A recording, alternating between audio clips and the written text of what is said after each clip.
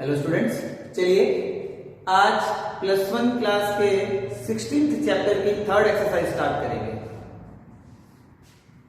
इसमें आपके पास जो मेन कॉन्सेप्ट या मेन पॉइंट जो आने वाले हैं वो मैंने यहाँ पर लिख दिए हैं। पहले इनको डिस्कस कर लेते हैं। सबसे मेन जो पॉइंट है यहाँ पर प्रोबेबिलिटी को लेकर के क्वेश्चन आने स्टार्ट हो जाएंगे।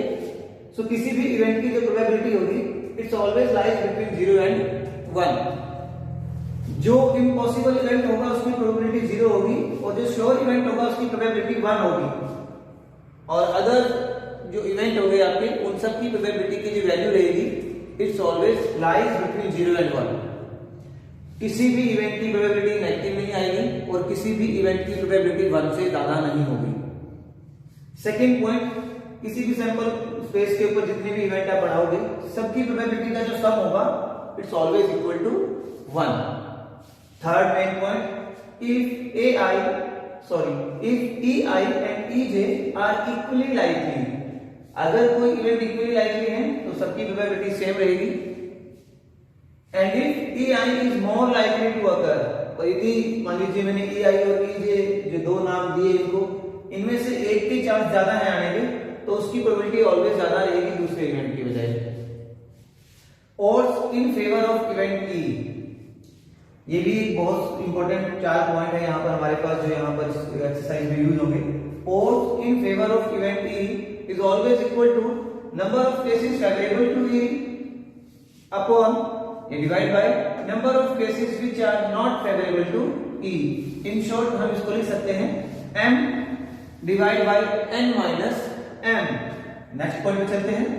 और अगेंस्ट, जैसे पिछले पॉइंट में फेवर की बात हुई थी तो नेक्स्ट पॉइंट में बोला जा रहा है और अगेंस्ट इवेंट E, तो reciprocal of the previous N minus M upon M।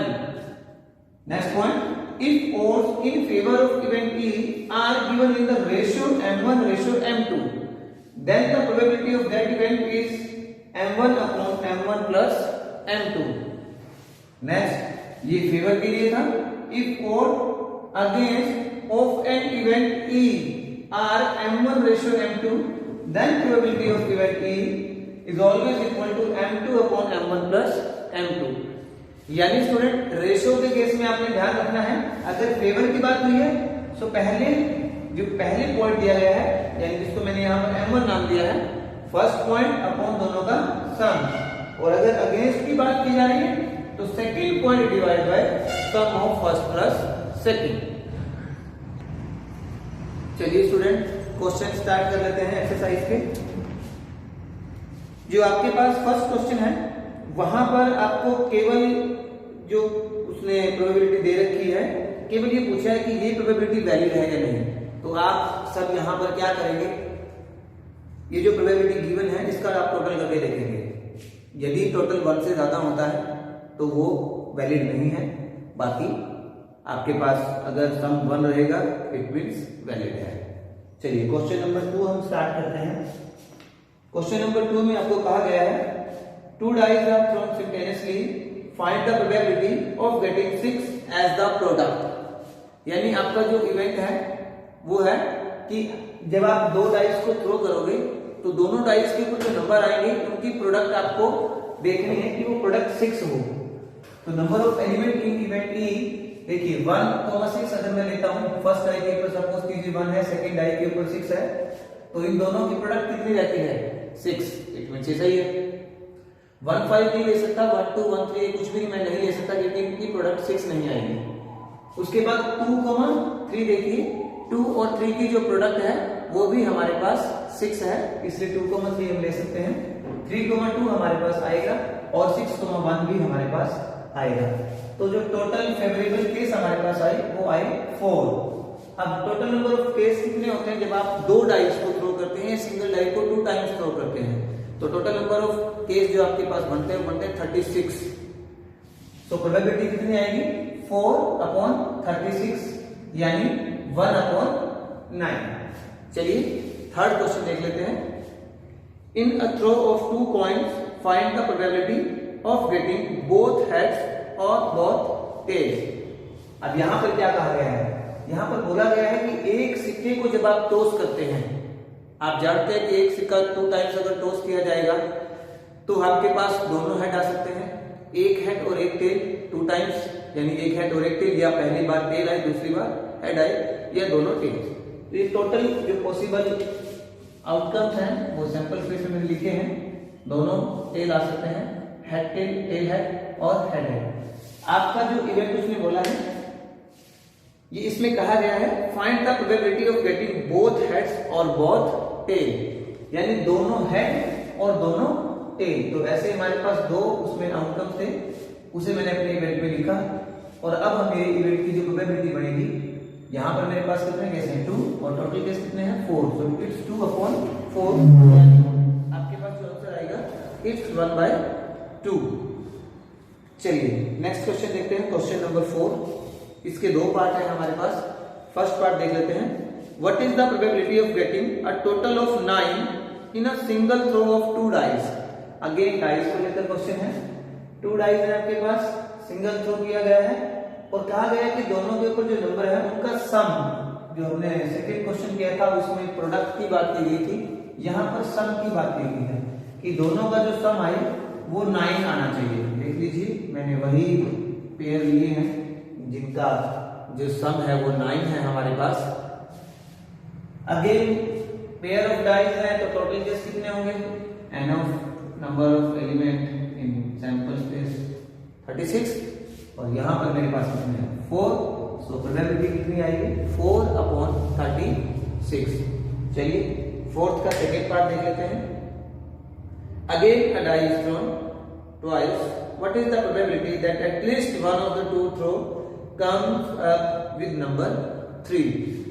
देखिए आपके पास बड़ा ही इंपॉर्टेंट सा टॉपिक है डाइस को लेकर के या कॉइन को लेकर के, 10th में भी आप ये क्वेश्चन करते रहे हैं, तो बहुत क्वेश्चन इसके अंदर पूछे जा सकते हैं। प्रोडक्ट को लेकर के पूछा, अभी सम को लेकर के पूछा, अभी और चेंज कर दिया, क्या कहा गया कि जो 2 डाइस आप थ्रो कर रहे हैं दोनों में से कम एक के ऊपर, यानी एटलीस्ट वंस कम से कम एक के ऊपर 3 आना चाहिए। सो 3 1 3 2 3 3 3 4 3 5 3 6, फिर इसको इसका रेसिप्रोकल रिवर्स ऑर्डर में ले लेंगे 1 3 2 3 4 3 5 3 एंड 6 3। ये टोटल कितने हैं 11,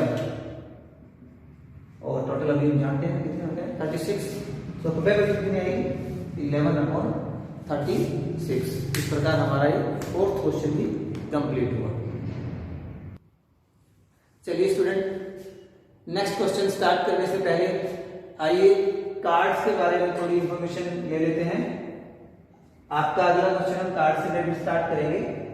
तो जो टोटल नंबर ऑफ कार्ड्स होते हैं हमारे पास वो होते हैं 52, और यहाँ पर आपके पास कार्ड्स में 2 कलर होते हैं, एक रेड कलर और एक ब्लैक, और दोनों ही कलर्स में इक्वल कार्ड्स होते हैं। 26 हम रेड कलर के कार्ड लेते हैं और 26 हमारे पास ब्लैक कलर में होते हैं।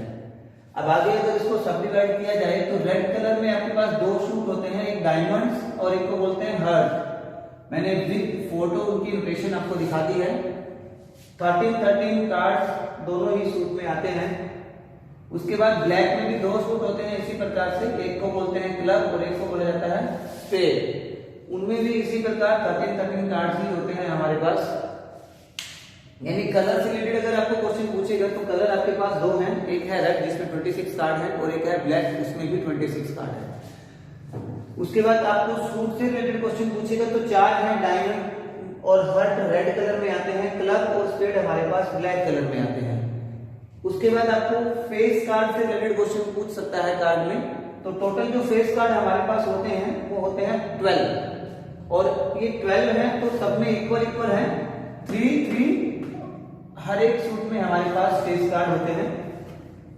अब बात कर लेते हैं एस से रिलेटेड क्वेश्चन में पूछ लेता है, तो टोटल जो एस कार्ड है 4 हैं, हर सूट के अंदर एक हमारे पास एस होता है। यानी कुल मिलाकर के अगर हम बात करें सभी पत्ते, चाहे वो एस हो, किंग हो, क्वीन हो या बाकी पत्तों की बात करें तो हर सूट में एक पत्ता होता है। जैसे एस की मैंने बात की, एक एस यहाँ, एक यहाँ, एक यहाँ और एक यहाँ पर, तो चारों सूट में है तो इसका टोटल एस कितने हुए 4। इसी प्रकार से हम किंग लेंगे, किंग एक डायमंड का किंग होगा, एक हार्ट का होगा, एक क्लब का होगा और एक स्पेड का, क्योंकि टोटल 13 पत्ते हैं, 13 के 13 अलग अलग हैं सबके अंदर। तो हर पत्ता हम बोल सकते हैं कि जो हर कार्ड है वो 4 की काउंटिंग में है, एस भी 4 है, किंग भी 4 है, क्वीन भी हमारे पास 4 है। बाकी क्वेश्चन के साथ साथ हम समझते रहेंगे। चलिए क्वेश्चन स्टार्ट कर लेते हैं। चलिए स्टूडेंट, क्वेश्चन नंबर 7 है एलिमेंट्स की बुक में 16.3 एक्सरसाइज का। One card is drawn from a pack of 52 cards. Each of the 52 cards being equally likely to be drawn. Find the probability that first part है the card drawn is red. अभी हम समझ रहे थे 2 colour है हमारे पास, एक red है और एक ब्लैक। 26 कार्ड हमारे पास रेड में है, वही पूछी गई है हमसे प्रोबेबिलिटी। तो 26 अपॉन टोटल कार्ड हम जानते हैं 52 होते हैं, सो इट्स 26 अपॉन 52 और आपका आंसर आ गया 1/2। सेकेंड पार्ट देख लेते हैं इसका। The card drawn is a king. अब देखिए, अभी उसी देखे पीछे जो हम समझ रहे थे, तो कार्ड किंग कितने थे? 4। तो 4 अगर हमारे पास किंग है तो प्रोबेबिलिटी कितनी होगी? 4/52 यानी 1/13। Next part, the card drawn is red and a king. अब ये कॉन्सेप्ट जो है आपको वो समझने वाला है। आपके पास थर्ड पॉइंट में पूछा गया रेड एंड अ किंग, ये एक में आएगा एंड, और नेक्स्ट क्वेश्चन यही है रेड और अ किंग। एक में आएगा आइदर रेड और अ किंग, एक में आएगा और। तो ये either or a red and a king, and or में क्या डिफरेंस है वो आप ध्यान से समझिएगा। सी पॉइंट में कहा गया, थर्ड पॉइंट में उसने बोला कि रेड एंड अ किंग, मतलब वो पता वो कलर, वो जो कार्ड है आपका, उसका कलर जो है वो रेड हो और इट्स श्योर कि वो किंग हो। तो रेड कलर में 2 ही किंग होते हैं हमारे पास। तो हमारा आंसर आया 2/52, सो इट्स 1/26। लास्ट पॉइंट उसने कहा कि जो कार्ड आप ड्रा कर रहे हो वो कार्ड या तो रेड हो और या वो किंग हो, मतलब ऑप्शनल है। तो रेड भी हो सकता है और किंग भी हो सकता है। तो 26 हमारे पास रेड कार्ड है और 2 किंग इसी के अंदर हमारे पास इन्वॉल्व है। इसमें 2 किंग और बचते हैं हमारे पास। तो इसलिए हमने क्या किया, 26 हमारे पास रेड कलर के कार्ड्स हुए और किंग हमारे पास टोटल 4 होते हैं, पर क्योंकि 2 इसी में इन्वॉल्व है तो टोटल हमारे पास अब कितने कार्ड्स आ गए? 28। इसलिए जो आंसर है वो है 28/52 यानी 7/30। चलिए स्टूडेंट, इस एक्सरसाइज का लास्ट कॉन्सेप्ट है, उसका भी क्वेश्चन देख लेते हैं। Question number 13, a bag contains 5 red balls, 3 black balls and 4 white balls. A ball is drawn out of the bag at random. What is the probability that the ball drawn is either red or white? अभी हम question करके हटे हैं। Either और case में क्या करते हैं, दोनों केस हमें उठाने होते हैं जिनकी बात की गई होती है। तो रेड और व्हाइट की बात की गई है। सो 5 और 4, 5 + 4 9, और टोटल जो बॉल्स थी वो कितनी थी? 12। सो द आंसर इज 9/12 यानी 3/4। अब बैग के केस में आपसे कई प्रकार से क्वेश्चन पूछे जा सकते हैं। वो केवल रेड बॉल आने की प्रोबेबिलिटी पूछ सकता था, उसका आंसर आता है आपके पास 5/12। केवल ब्लैक बॉल की पूछता तो इट्स 3/12। केवल व्हाइट की पूछता तो इट्स 4/12। तो इस प्रकार से काफी सारे क्वेश्चन इसमें पूछे जा सकते हैं। आपकी 16.3 एक्सरसाइज कंप्लीट होती है। अब हम नेक्स्ट एक्सरसाइज देखेंगे। आइए स्टूडेंट, नेक्स्ट एक्सरसाइज स्टार्ट करने से पहले इस एक्सरसाइज के मेन पॉइंट देख लेते हैं। 2 मेन पॉइंट्स यहां पर है आपके पास। Additional law of probability for mutually exclusive event. आपके जो इवेंट है वो म्यूचुअली एक्सक्लूसिव इवेंट अगर है, हम 16.2 में पहले से ही पढ़ चुके हैं कि जो म्यूचुअली एक्सक्लूसिव इवेंट होते हैं उनकी जो इंटरसेक्शन होती है वो 5 होती है, मतलब उनमें कुछ भी कॉमन नहीं होता। मैंने डायग्राम बना के दिखा दिया, एक इवेंट ए है, एक इवेंट बी है, और दोनों के जो सर्कल है मैंने अलग अलग रखे, यानी कि दोनों ही इवेंट में कुछ भी कॉमन नहीं है। सो इस केस में जो यूनियन की प्रोबेबिलिटी रहेगी, प्रोबेबिलिटी ऑफ ए और बी, वो रहेगी probability of A plus probability of B के दोनों के सम के इक्वल। सेकेंड पॉइंट देख लेते हैं। If A and B are 2 mutually exclusive and exhaustive event, then उनकी प्रोबेबिलिटी का सम 1 रहेगा। अब ये 1 कैसे रहेगा? म्यूचुअली एक्सक्लूसिव में हम जानते हैं कि दोनों की इंटरसेक्शन कितनी होती है, हमारे पास 5 रहती है एम्पटी सेट, और यहां पर हमारे पास जो एग्जॉस्टिव केस है वहां पर क्या होता है कि सैंपल स्पेस के ऊपर होती है उनकी यूनियन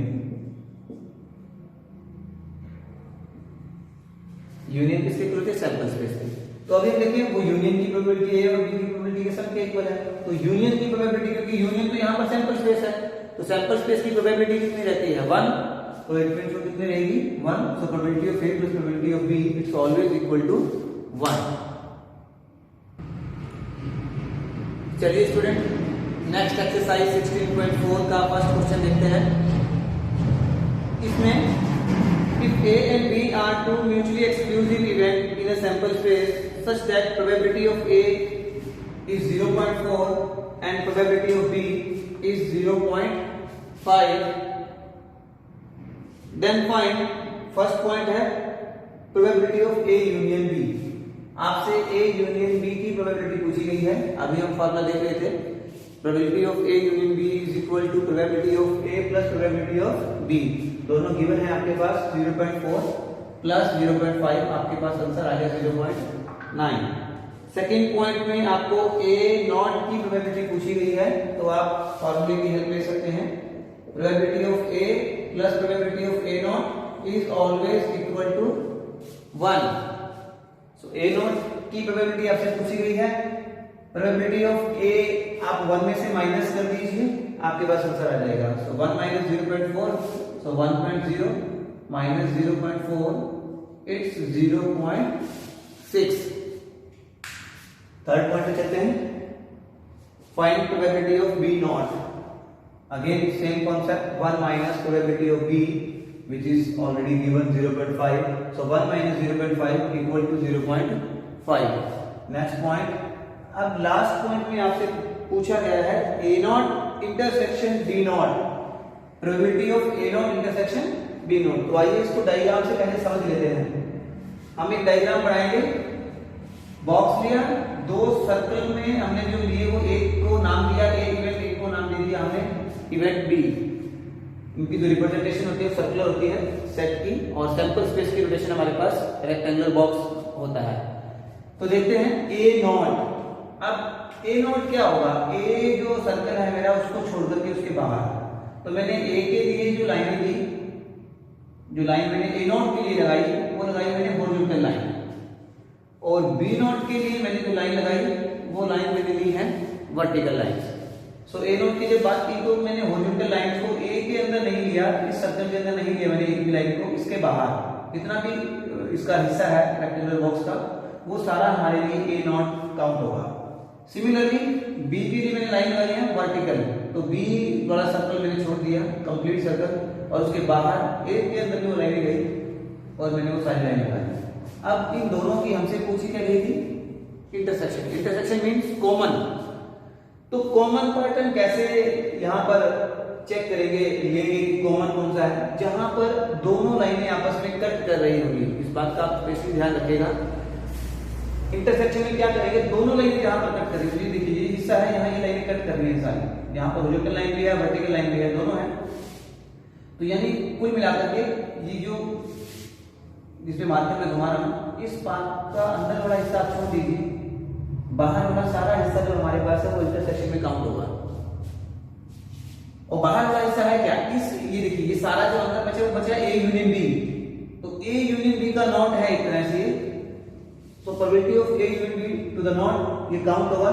और A not A union B की प्रोबेबिलिटी का अगर हमें नॉट निकालना, मतलब नॉट वाली प्रोबेबिलिटी निकालनी, तो 1 में से A यूनियन B की प्रोबेबिलिटी हम माइनस कर देंगे, और 1 minus probability of A union B हमने निकाली थी फर्स्ट पॉइंट में, वो थी 0.9।